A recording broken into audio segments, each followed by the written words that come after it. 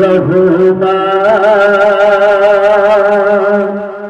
তুমি মেহেরবান।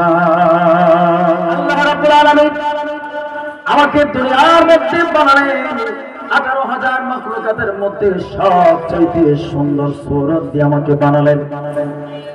দুনিয়ার মধ্যে এমন মানুষ আছে যাদের চেহারার দিকে তাকাইলে রবের কথা মনে পড়ে, যাদের সূরতের দিকে তাকাইলে নবীজির কথা মনে পড়ে, যাদের বাহ্যিক সূরতের দিকে চলাফেরার দিকে তাকাইলে জান্নাতের কথা মনে পড়ে। এত সুন্দর আদরে যিনি বানালেন, যিনি এত সুন্দর করে বানালেন, খারাপ মন্দ বিবেচ্য বিবেচনা করার জন্য আল্লাহ তাআলা আকল দান করলেন, ইলম দান করলেন। এই দুনিয়ার মানুষ পরস্পরের ভাইরা আমার, আল্লাহ তাআলা তোমাকে সুস্থ রাখলেন, দুনিয়ার মধ্যে সম্মান দিলেন, আল্লাহ তাআলা সুশিক্ষা শিক্ষিত করলেন। কেন বাজান? অবশ্যই অবশ্যই তোমার এখানে অনেক হিসাব নিকাশ রয়েছে। যে বুঝগুলি পক্ষীগুলোর মধ্যে দেয় নাই, যে বুঝগুলি কুমড়োর পোকার মধ্যে দেয় নাই, যে বুঝগুলি হিংস্র জানোয়ারের মধ্যে দেয় নাই, অথচ দেখা যাবে সুবে সাদিক হওয়ার পরে তুমি কাননে কাননে বাগানে বাগানে গাছের ডালে ডালে পাখিদের সমারোহ দেখবে। আর পাখিরা তাদের নিজের কণ্ঠে নিজের ভাষা দিয়ে মু মু করে ডাকে। আল্লাহ রাব্বুল আলামিন বলে এই পাখিগুলি বাগানের মধ্যে নিজস্ব ভাষা দিয়ে মু মু করে না, পিউ পিউ করে না।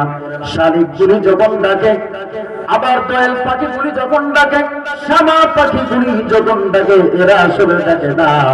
সবে সাদিক হয়ে গেছে যার যার ভাষা দিয়া আল্লাহ রাব্বুল আলামিনের নাম ধরে ধরে জিকির করে বলেন সুবহানাল্লাহ।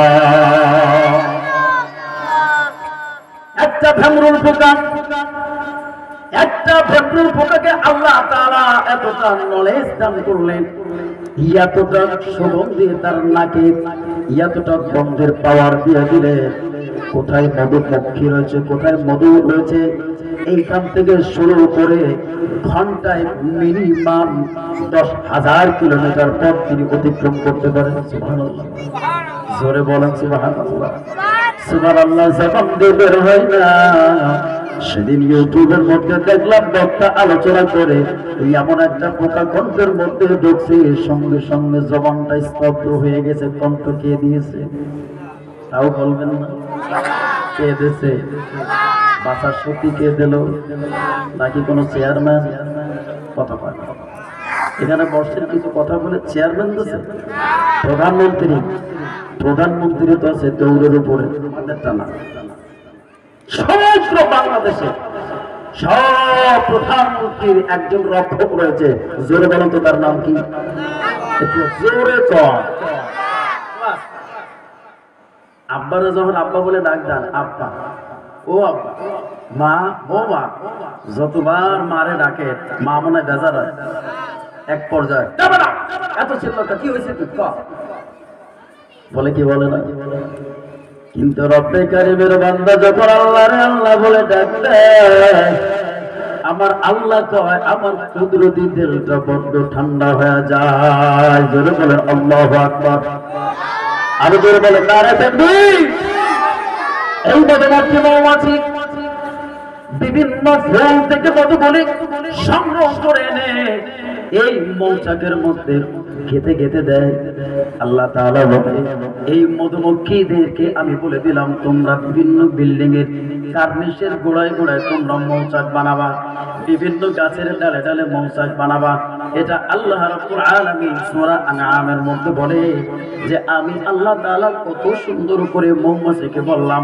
আর এই মৌমাছি এইখান থেকে তিনি চলতেছেন, ধরে নেন যে চরমনায় যাবে বা এখান থেকে যদি ফরিদপুর যায়, মাদারীপুর যায়, একজন মৌমাছি, খুব খেয়াল করেন, আপনাদের তো আকল দান করছে, আমারও তো আকল দান করছে, করলাম কি, কোন কাজে লাগালাম, কি করতেছি।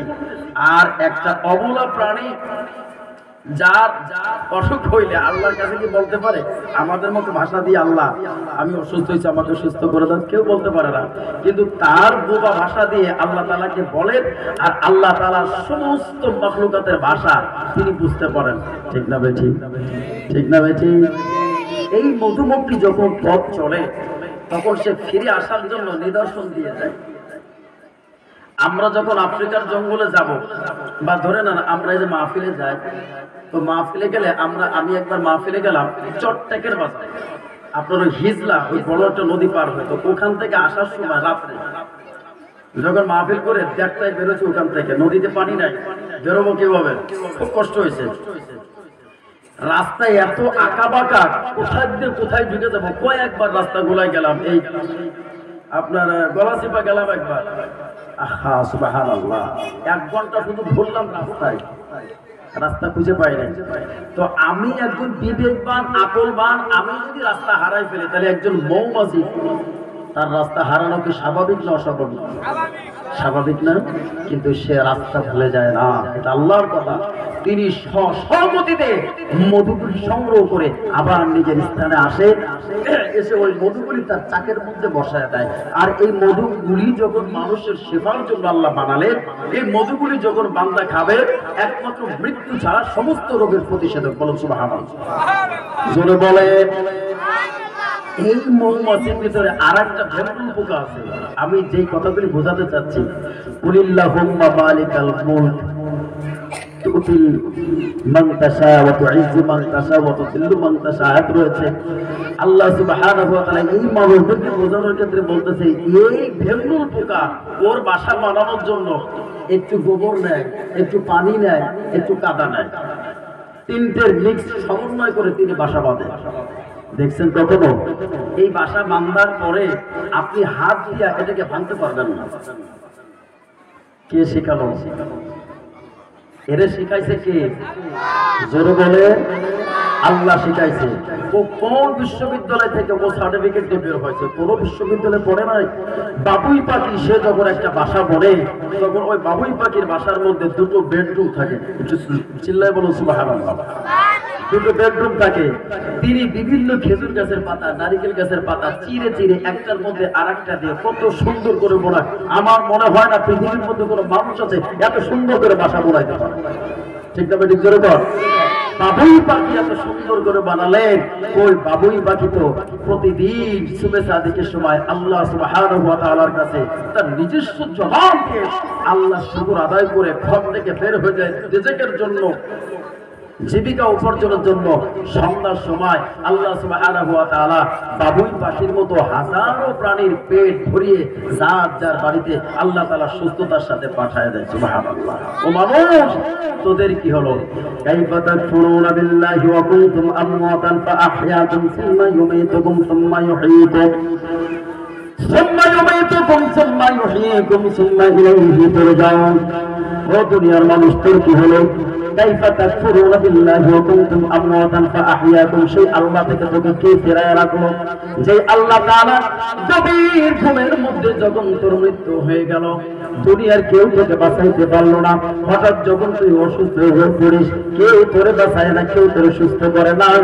পৃথিবীর সবাইকে ফাঁকি দিয়া আমি আল্লাহ রাব্বুল আলামিনের শরণে ওযু গোসল করে পবিত্রতা অর্জন করে যাই নামাজ জানিয়া ক্যান্সারের রোগ যদি হয় আর আল্লাহর কাছে যদি তুমি মুতাওয়াজ্জ হওয়ার মতন যদি হতে পারে, আল্লাহ রাব্বুল আলামিনের সামনে সবাইকে ফাঁকি দেয়া যায়, নামাজটার উপরে বসে যায়, 2 রাকাত 4 রাকাত 6 8 রাকাত 10 রাকাত তাহাজ্জুদের নামাজ পড়ে কারোর কাছে কিছু বলে না। দুখানা হাত আকাশের দিকে উঠে দিয়া আল্লাহর কাছে বলে, আল্লাহ এই গভীর রজনীতে শুধু তুমি আর আমি, আমি আর তুমি, দুনিয়াতে আর কেউ নাই। আমি প্রচন্ড অসুস্থ, আমার অর্থ নাই, আমার যাওয়ার কোনো জায়গা না, কোনো ডাক্তারের কাছে আমি যেতে পারি না, আমার কাছে কোনো টাকা নাই, আমি মাদ্রাজ যেতে পারি না, আমি ইন্ডিয়া যেতে পারি না, ঢাকার মতো বড় বড় ডাক্তারের কাছে আমি দেখাইতে পারি না। আর রব্বুল আলামিন যেই ডাক্তারে মানুষের ভালো বানায়, ওই ডাক্তার অসুস্থ হইলেও তো তুমি তার ভালো বানাও। ঠিক না? বলে তুমি তো তাকেও ভালো বানাও। আল্লাহ, আমি তোমার দুয়ারের মতো আছি। আল্লাহ, আমি তোমার সামনে আসছি, কেউ জানে না আমি আমার বিবির থেকে আলাদা হয়েছি, বিবিও জানে না, আমার বড় বড় ছেলে মেয়েরা তারাও জানে না। ও কবর মালিক রে, আমার নামাজের দিকে তাকায় না। তোমার নাম রহমান, তোমার নাম রহিম, তোমার গফুর নামের ওসিলা করে আল্লাহ তুমি তোমার এই বান্দার অসুস্থতাকে ভালো বানায়া দাও।